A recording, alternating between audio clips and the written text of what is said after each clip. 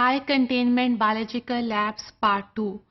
In this session, we will not only talk about the high containment biological labs generally, but we look at the wider aspect of these labs, that how they are controlled nationally and at an international level and even globally.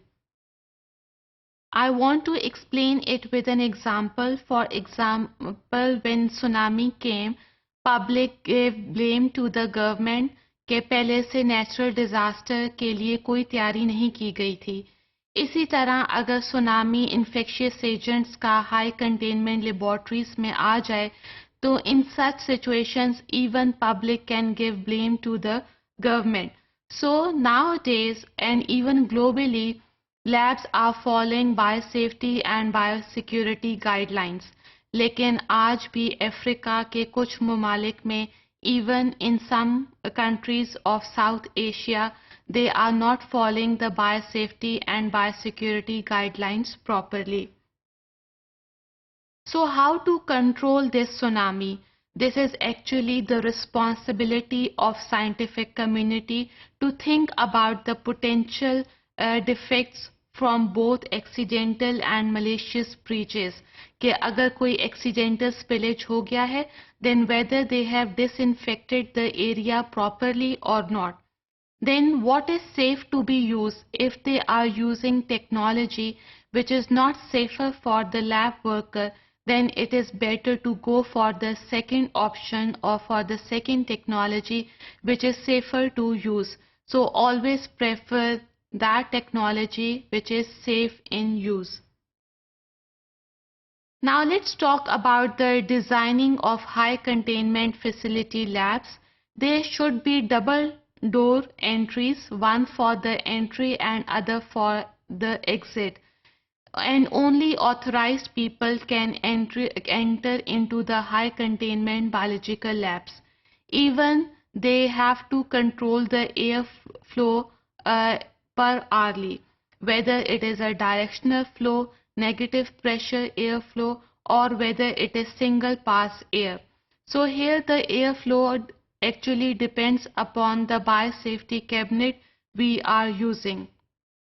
Apart from this, we have to use multiple safety equipments in the lab and we have to adopt the multiple safety measures as well. Now there are still dangers of high containment biological labs, not only for the environment but also there are future challenges. The most prominent is global warming.